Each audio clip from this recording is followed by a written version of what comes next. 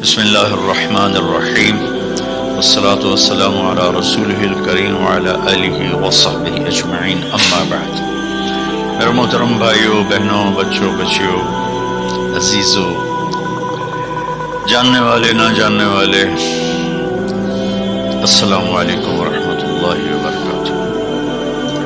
کچھ دنوں سے میں قرآن سے اللہ کی پسندیدہ ہستیاں کون ہیں، کہ اللہ کس کو پسند کرتا ہے، ولی دوست کو کہتے ہیں۔ اللہ کا دوست کون ہے؟ وہ یہ کوئی وراثتی چیز نہیں ہے کہ بڑے اولیاء اللہ تھے تو اب ان کا بیٹا بھی انہی جیسا ہوگا۔ ہمارے یہاں وراثت چلتی ہے کہ بڑے بزرگ کا بیٹا بھی بزرگ بن جاتا ہے، چاہے وہ کلین شیو ہو، وہ لوگ اس کے پاؤں چوم رہے ہوتے ہیں، جہالت ہے۔ تو آج میں تھوڑا سا سورہ بنی اسرائیل ہے، اس میں بھی سارے اخلاق بیان ہیں۔ میرے بھائی بہنوں، ایمان لانے کے بعد انسان بنتا ہے، اور اس کے بعد اس کی قیمت، اس کا بڑا پن، اس کی وجاہت، اس کی شرافت وہ پیسوں سے نہیں ہوتی۔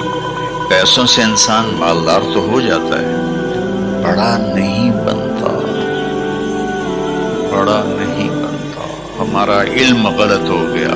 بڑا بڑا بندہ یہ بول دیا 3 ملان 200 مربع، یہ نوابہ فلانا ہے، نوابہ فلانا ہے۔ میرے بھائیوں، یہ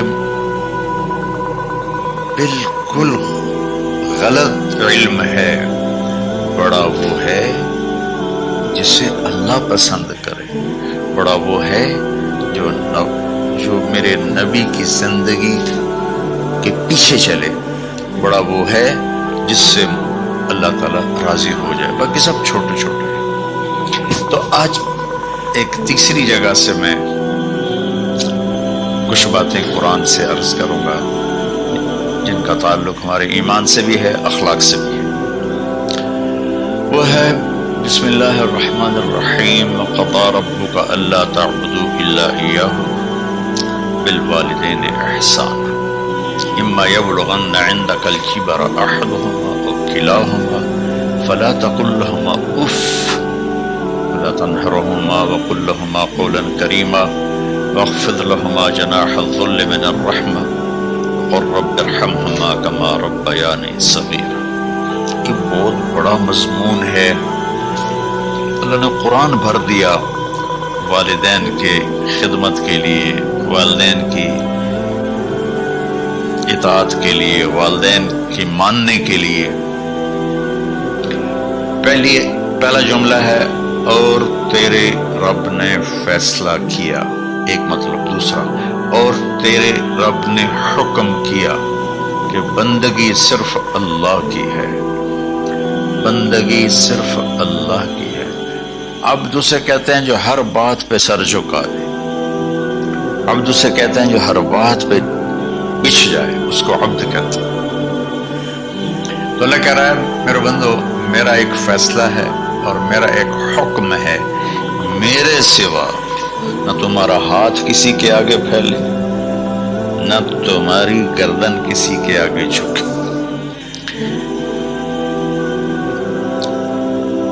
ایک دوسرے سے مدد لینا، اس کو ایک دوسرے کی تعاونوں میں آ جاتا، تعاونوا علی البر والتقوی، ایک دوسرے کا ساتھ دو، ایک دوسرے کی مدد کرو۔ میرے نبی قرضہ اٹھاتے تھے۔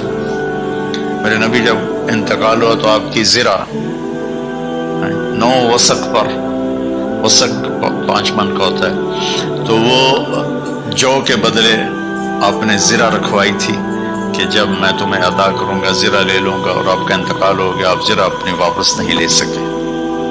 وہ چیزیں جن کا تعلق صرف اللہ کی ذات سے ہے اور کوئی نہیں کر سکتا، اس میں صرف اللہ کے آگے ہاتھ پھیلا، جیسے ہم کہتے ہیں مدد، نصرت۔ اللہ کہتا میں ہوں، الا ان نصر اللہ قریب، سنو میری مدد تمہارے قریب ہے۔ اللہ تعبدوا الا ایاہ، بس ایک چھوٹا سا جملہ اللہ نے یہاں کے، چونکہ یہاں اللہ نے والدین اور اخلاق بتانے تھے تو اپنے لیے صرف ایک جملہ بولا، باقی باتیں بھی اللہ کے لیے ہیں،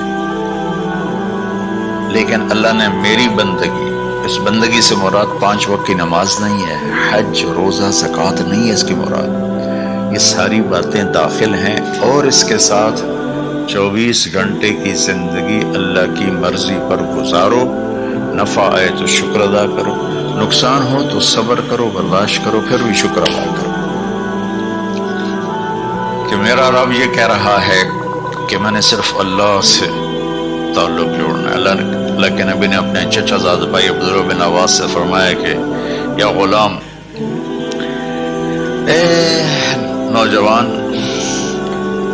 اسی کا بکلمات فاحفظھا، میں تمہیں چند باتوں کی وصیت کرتا ہوں، کیا؟ احفظ اللہ، احفظ اللہ یحفظک اللہ، یحفظک اللہ، اللہ کے اوامر کی حفاظت کر، اللہ تیری حفاظت کرے گا۔ احفظ اللہ تجدہ تجاہک، تو اللہ کے اوامر، اسلام، حلال حرام کی پہچان کر کے زندگی گزار تو اللہ کو ہر وقت تو اپنی مدد کے لیے تیار پائے گا۔ اور لمبی حدیث ہے، عشاء کی نماز کا وقت ہو رہا ہے، اس میں وہ جملہ جو اس میرے مضمون سے متعلق ہے، وَإِذَا سَأَلْتَ فَاسْأَلِ اللَّهَ، جب بھی مانگو اللہ سے مانگو، جب بھی مانگو اللہ سے مانگو، اللہ کے سوا کوئی دینے والا نہیں ہے، صرف اللہ ہے دینے کے لیے۔ وَإِذَا اسْتَعَنْتَ فَاسْتَعِنْ بِاللَّهِ، اور جب مدد کے لیے ہاتھ اٹھاؤ تو صرف اللہ کو پکارو، جب ضرورت حاجت کے لیے، مدد کے لیے ہاتھ اٹھاؤ تو اپنے اللہ کو پکارو۔ تو یہ حدیث کی بات بھی ہے اور یہ قرآن کی بات بھی ہے۔ اس کے بعد آگے اللہ کہتا ہے وَبِالْوَالِدَيْنِ إِحْسَانًا، اور اپنے والدین کے ساتھ احسان کرو۔ احسان کا کیا مطلب ہے؟ اللہ آگے اسی کی تشریح کر رہا ہے۔ ویسے احسان کا مطلب عربی میں ہوتا ہے، یہ جو ہمارا اردو کا احسان ہے، میں تیرے تے احسان کیتا ہے تو ہوں میں نالے کی کر رہے ہیں، یہ بھی مطلب ہے، لیکن احسان کا اصل مطلب ہوتا ہے، احسان حسن سے ہے، حسن، حسن سے الف، 2 الف ملے اور احسان بن گیا۔ احسان کا مطلب ہوتا ہے کسی بھی کام کو جو دنیا کا ہے، دین کا ہے، اس سے انتہائی خوبصورت طریقے سے کرنا۔ جیسے کسی دلہن کا میک اپ ہوتا ہے نا، تو 5-6 گھنٹے 4 گھنٹے کے بعد وہ کہتی ہے، جو ہوتی ہے اس کا میک اپ کرنے والی، کہ جی بس یہ مکمل ہو گیا ہے اور اب اس سے آگے نہیں ہے۔ تو آخری انتہا، اچھائی کی آخری انتہا پر پہنچ کے کام کرنے کو احسان کہتے ہیں۔ تو میرا اللہ کہہ رہا ہے میرے بندو، اپنے والدین کے ساتھ وہ کرو کہ جو بھلائی کی، خدمت کی، ماننے کی آخری حد ہے۔ سبحان اللہ۔ وبالوالدین احسان، بالوالدین پہلے ہے، احسان بعد میں ہے۔ اللہ تعالیٰ نے باقی سب کو پیچھے کر کے فرمایا کہ دیکھو خاص طور پہ ماں باپ کے ساتھ وہ رویہ کرو کہ ان کے دل سے دعائیں نکلیں۔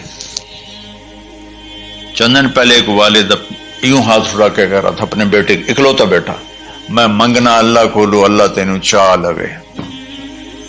باپ بیٹے کے لیے یہ دعا مانگ رہا تھا اور بیٹا اکیلا ہے، یہ بد دعا باپ کر رہا تھا۔ تو بھائیو ایسی اولاد نہ بنو جس ماں نے پیٹ میں 9 مہینے اٹھایا، پھر جننے کی تکلیف برداشت کی۔ ایک شخص آیا حضرت عبید بن عمیر کے پاس کہ حضرت میں نے ماں کو اپنے کندھے پہ بٹھا کے پیدل حج کرایا ہے، مینا لے گیا، عرفات لے گیا، مزدلفہ، پھر مینا، پھر مکہ، تو کیا میں نے ماں کا حق ادا کر دیا؟ میں نے فرمایا ولا تلقۃ واحدہ، بیٹا ابھی ایک تلقہ کا حق بھی ادا نہیں ہو۔ تلقہ کسے کہتے ہیں؟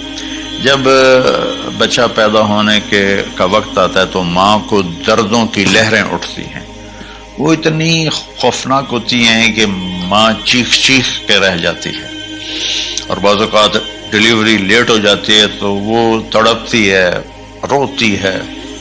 وہ جو لہریں ہیں نا پیٹ میں آتی ہیں جاتی ہیں، آتی ہیں جاتی ہیں، ایک لہر جو درد کی اٹھتی ہے اس کو کہتے ہیں طلقہ۔ میں قربان جاؤں، انہوں نے فرمایا بیٹا ابھی تیری ماں نے جو تجھے جنا تھا اس وقت جو تجھے درد، وہ تیری ماں نے درد کی لہریں برداشت کی تھی، اس میں سے ایک لہر کا بھی حق ادا نہیں ہوا، یعنی کہ حق ادا ہو ہی نہیں سکتا۔ یہ مطلب کہ حق ادا ہو ہی نہیں سکتا کہ بیٹا ابھی ایک کا بھی نہیں۔ پھر حضرت عبداللہ بن عمر سے ایک شخص نے پوچھا کہ اچھا یہ جو آدمی تھا یہ خراسان، یہ ایران میں ہے اور افغانستان میں، یہاں سے ماں کو پیدل کندھے پہ بٹھا کے مکے پہنچا تھا، اندازہ لگا اس نے کتنی مشقت اٹھائی۔ اور عبید اللہ بن عمر کہتے ہیں بیٹا ابھی ایک لہر کا حق ادا نہیں ہوا۔ یہی سوال حضرت عبداللہ بن عمر سے کیا ایک شخص نے کہ حضرت میں نے اپنی ماں کو حج کرایا ہے، سارا میں نے پیدل کرایا ہے اور کندھے پہ اٹھا کے کرایا ہے، تو کیا میں نے ماں کا حق ادا کر دیا؟ وَلَا زَفْرَةً وَاحِدًا وَلَا زَفْرَةً وَاحِدًا۔ کہ بیٹا تیری ماں نے تجھے پالتے ہوئے جو تھک تھک کے لمبے لمبے سانس لیے، ہوکے بھرے، ابھی ایک ہوکے کا حق بھی ادا نہیں ہوا، یعنی حق ادا ہو ہی نہیں سکتا۔ تو احسان کے آگے تشریح آ رہی ہے۔ تو آج میں صرف اتنی بات کروں گا کہ میرے بھائیوں، میری بہنوں، میرے بچوں، میری بچیوں، اللہ کے واسطے ماں باپ کو دکھ نہ دینا ورنہ اللہ بھی ناراض ہو جائے گا۔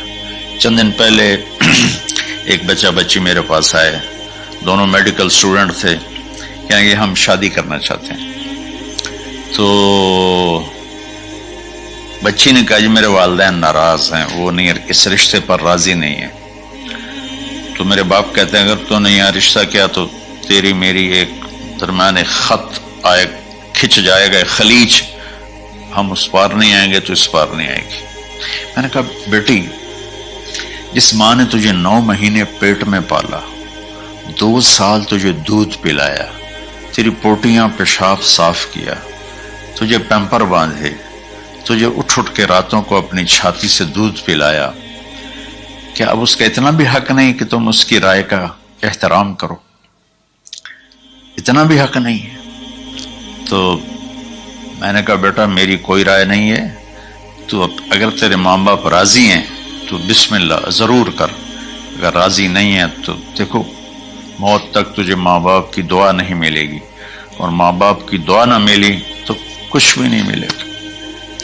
تو بھائیو دوستو، خاص طور پر آج کے کالج کے نوجوان بچے بچیاں یہ ماں باپ کے ساتھ بہت بدتمیزی کرتے ہیں، چونکہ اس میں والدین کا پہلا قصور ہے کہ انہوں نے ان کو دین نہیں سکھایا۔ بچپن میں انگلش میڈیم سکول، پھر او لیول، پھر اے لیول، تو انہیں کیا پتا ماں کون ہے باپ کون ہے۔ ایک پرانی بات ہے، ایک شخص اپنے بیٹے کو لے کر آیا کہ یہ میرا بچہ ہے اور یہ فلاں جگہ شادی کرنا چاہتا ہے اور ہم میں سے کسی کی رائے نہیں ہے اور یہ مانتا نہیں ہے، اور اس کے ساتھ اس نے نا دھاڑے مار کے رونا شروع کیا۔ تو میں نے بچے کو دیکھا تو یوں کر کے بیٹھا تھا، اس کا باپ رو رہا ہے، ہچ کیوں تو ایسے بیٹھا ہو۔ تو مجھے اچانک خیال آیا، میں نے کہا شیخ صاحب اس کو کہاں پڑھایا تھا؟ کہا جی امریکن اسکول۔ اس کے بعد آسٹریلیا بھیجا تھا مزید تعلیم کے لیے۔ ان کے شیخ صاحب اس بچے کا کوئی قصور نہیں، آپ کا قصور ہے، اس کو تو پتہ ہی نہیں میری ماں کیا ہے میرا باپ کیا ہے۔ ایک ہماری تہذیب تھی وہ ختم ہو گئی ہے، اس میں علم نہیں بھی تھا تو ماں باپ کا۔ میں نے اپنی آنکھوں سے دیکھا، میں نے اپنے دادا کو دیکھا لیکن میں یاد نہیں، لیکن جو میرے دادا کے چھوٹے بھائی تھے ان کو میں سنبھلتا ہوں، ان کو میں نے دیکھا ہے، 3ری 4تھی جماعت تک میں تھا۔ 61 میں ان کا انتقال ہوا، میری 9 سال عمر تھی، تو 8 سال۔ ان کے بیٹے جوان تھے، اور ڈیرے میں جب وہ بیٹھتے تھے تو ان کے بچے ان کے سامنے نہیں بیٹھتے تھے، ان کی پیٹھ کے پیچھے بیٹھتے تھے،